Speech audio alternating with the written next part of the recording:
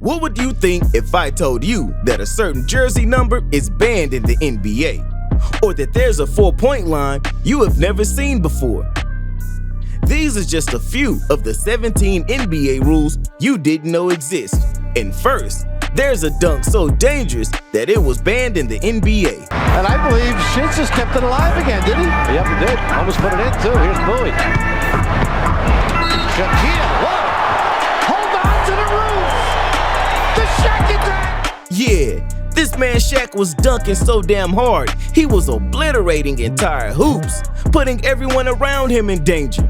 As a result, in '93, the NBA established the no shatter rule, which states that if a player's dunk shatters the backboard, the point does not count, and the player receives a technical foul. Man, no doubt Shaq changed the NBA.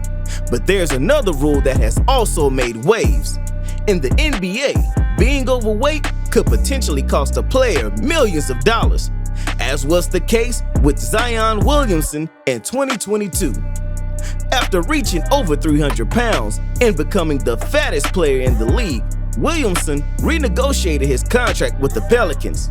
But the team included a weight clause that requires him to maintain a weight below 295 pounds. If he fails to comply, he will be forced to fork over millions of dollars. Wow, it's amazing how the NBA has rules for everything.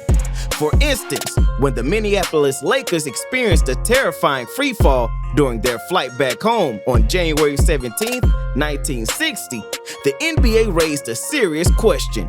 What would happen if an entire team died all at once? Fortunately, all the Lakers players survived. But the incident prompted the NBA to create one of the craziest rules yet, the disaster draft. Basically, if more than 5 players on a team die, the NBA would organize an emergency draft, allowing the affected team to select players from other teams until they fill their roster. It's astonishing to think that the NBA even has a rule for situations when players die. It's just crazy, I tell you. But you know what else is crazy? The fact that in the league, there's a rule that bans farting. Yeah, in the late 2000s, NBA players were getting violated by the shittiest man in the league, Dwight Howard, because this dude was farting like he ate 10 bean burritos every day.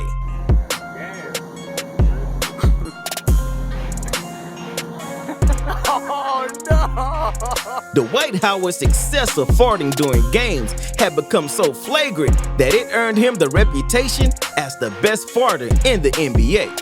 But his teammates began to grow tired of smelling his dirty ass, that it prompted the Orlando Magic to establish a no flatulence policy in 2009. This new rule prohibited players from farting during team activities, all because, as one source put it, Dwight really likes to cut the cheese. Well, that sounds good. Damn, come on, Dwight. You out here farting up a storm, and now look at you. But that's not as ridiculous as the next NBA rule I'll mention. Yo mama jokes are strictly prohibited in the league. Let me tell you about Don Nobler, a Mavericks superfan and yo mama joke enthusiast. During a Mavericks versus Clippers game in 2018, Don was sitting courtside trash-talking Patrick Beverley. But Pat Bev wasn't having it and responded with a "F you." And things escalated quickly when Don hit Pat with the ultimate insult, uttering the words "F yo mama." And that's when all hell broke loose. Oh wow, he just threw the ball at Don Nobler. Patrick Beverley just threw the ball at Don Nobler. Which is not very nice. No! Well, he's going to get a technical for something. Your mother that set it off. I've never heard of it. Yeah, and after Don's diss, the NBA had to take action. So they decided to ban him from the arena for a year. The following season, they went even further and made yo mama jokes illegal. The league announced that any fan who made derogatory comments about a player's mama would be immediately kicked from the game. Oh, for real? Well, you can pull me out of my seat, but you'll never pull me out of your mama. But anywho, let's talk about the refs. Cause it's literally against the rules to laugh at a referee. Just ask Tim Duncan. In 2007, he was on the bench minding his own business when the ref did this. There he misses the free throw. And a technical foul call. I think it's on Tim Duncan sitting on the bench. Somebody on the bench for the Spurs. Yep, it's Duncan, who was unhappy with the lack of a call or a call earlier. Tim Duncan just got a tech for laughing at the ref. But the situation didn't end there, because moments later, one little giggle got his ass tossed. Alberto, and a blocking foul. As Joey Crawford saying Alberto moving. Nick Popovich doesn't like that one either. And another technical foul. Duncan's out of the game. It's the second technical, which is an automatic ejection. Man, what the hell? That egghead went way too far. What's next? You can't even glance at a ref?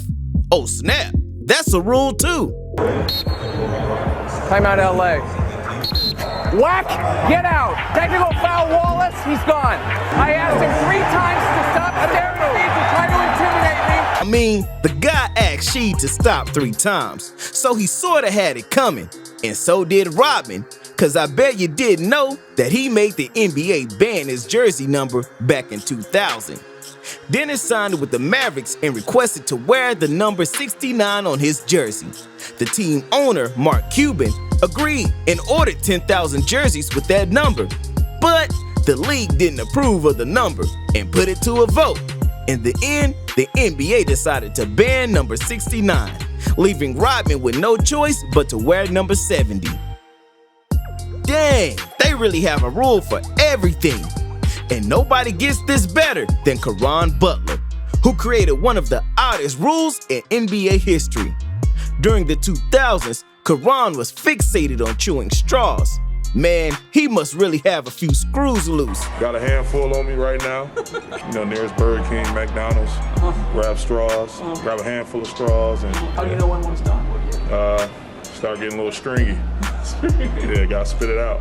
Do it at home. My daughter even does it sometimes. I don't do these. I don't do 7-Eleven straws, anything. McDonald's, Burger King. Sheesh. This man was getting rocked up over some plastic-ass straws. But for Caron, this was a way to calm his nerves down. The man even started doing it during the games, averaging an astounding 12 SPG. That's 12 straws per game. First half, I can go through at least 6. In the first half? Yeah, easy. So 12 a game. But the NBA became increasingly concerned as Caron's chewing habit could lead to choking, prompting them to take action in 2010. They created the no straw rule, which prohibits players from chewing straws during NBA games in an effort to protect Caron from himself. This rule seemed quite absurd. But check it. Sometimes players make up their own set of rules, and if you don't follow them, you'll get your butt whooped.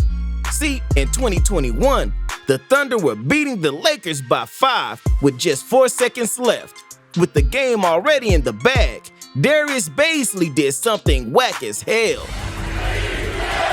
And they throw it away. And there's the gavel. The bow on it was Bazley dunking it. And Russ is telling him, Russ is in Bazley's face, telling him not to do that. Darius violated an unwritten rule amongst players, which states that if your team has basically secured the win and only needs to run out the clock, scoring another point is considered hella disrespectful. So Russ had to step to Darius for that bull crap. But hey, the NBA also had to take steps to ensure its players were following certain guidelines, leading to the creation of a rule that prohibits them from using Twitter. When the social media platform first launched in the late 2000s, players quickly became addicted and began posting absurd things, like Shaq famously announcing when he farted, while KD made threatening remarks.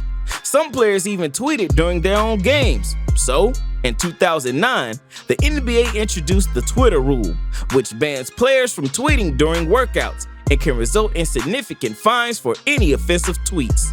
Man, these players gotta be more careful with them tweets. But what they really gotta do is look out for all this cheating. During a Hawks vs. Rockets game in 2016, Late in the first quarter, Paul Millsap found himself in a sticky situation while shooting free throws. The Rockets had a 19-point lead early in the game, and Millsap's telling him to look at the ball. Must be sticky. Yeah, during the game, the ball that Paul Millsap was shooting with was coated with some weird stuff known as stickum, which not only nasty, but also broke an NBA rule that strictly prohibited any changes to the basketball. Players were confused as to who would mess with a basketball like that. But after reviewing the footage, the perp was identified, and it turned out to be none other than Dwight Howard. Paul Millsap threw the ball back to the ref because Dwight Howard, when he came to the sideline, he sprayed some stuff on his hand that made the ball very sticky. And once the news broke on Twitter, Dwight was getting roasted because they thought he was cheating. The backlash was so severe that it left Dwight no choice but to defend himself. I just think that it's getting overblown, like I'm doing something, crazy. Again, I've never been a cheater. I've never been a type of player that has to do something illegal to win. It's upsetting, but I can't control it now. I've been using the spray for the last five years. I've never hid the spray. I've never did anything to try to hide what I was doing. Fortunately, the NBA ultimately decided not to fine or suspend Dwight, opting instead to issue a warning. It seems that Dwight has a bit of leeway when it comes to handling his basketballs. But there is one thing he cannot do: touch himself. Surprisingly, touching oneself is prohibited in the NBA. This was evidenced during a Kings vs. Timberwolves game in the 2004 playoffs. With only 30 seconds left and Minnesota up by 1, Sam Cassell got the ball and went nuts. What about Cassell? 3-point lead. That's a tough shot. Sam Cassell. Yeah, after that incident, many players started to grab their crotch, and it became a trend in the NBA. But in 2010, the NBA had enough of it and introduced a rule that fines players up to $25,000 for crotch grabbing. Despite the punishment, some players just can't resist the urge to touch themselves, resulting in fines of over $200,000 since the rule was enforced. It seems like the league needs to relax a bit and let players have fun rather than being so strict. Like I bet you didn't know about how they even banned trolling.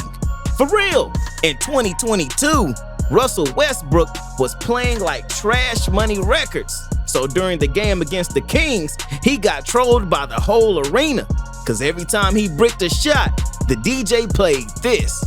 Get off early. What made that possession so good for them offensively? Young man is hustling. Westbrook with a deep 3 ball. Len with the rebound. And that's what happens when Fox pushes tempo. Great things happen. If you run with him, if you run with time. After Russ had been provoked by the Kings players throughout the game, they added insult to injury by giving him the Ice Cold Player of the Game award, which was funny to some, but not to the NBA. The league wasted no time in informing the Kings that taunting players during a game is now strictly prohibited. But forget about trolling, NBA players need to watch out for Steph Curry, because he's revolutionizing the game of basketball.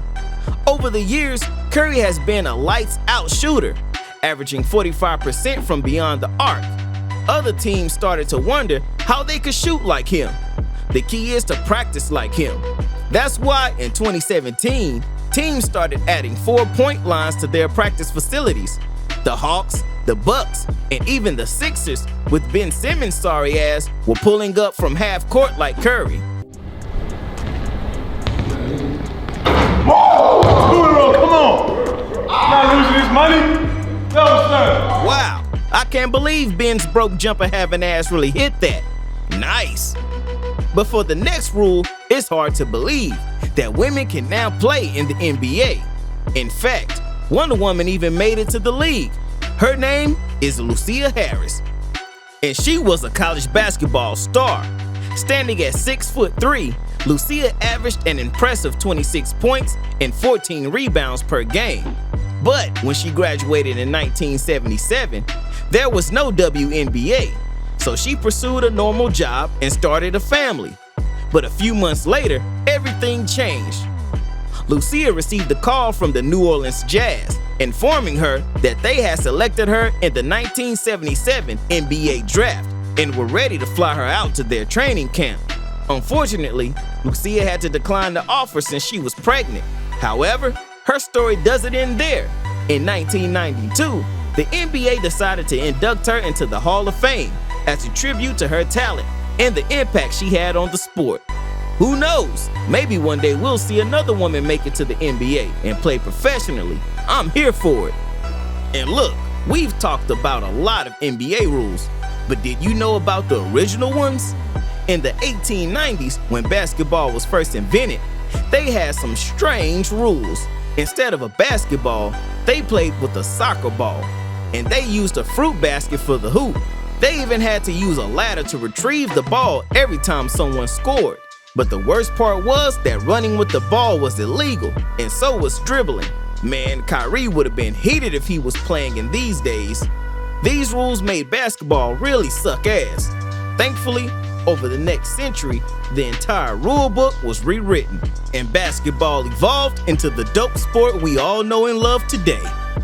Man, thank you God for all these rule changes, cause I don't know if the fans would have put up with all these lame rules back in the day. But thankfully today, we've got hella superstars over the years with crazy ass dunks. Check out this video, 20 craziest dunks in NBA history. I got you, bro.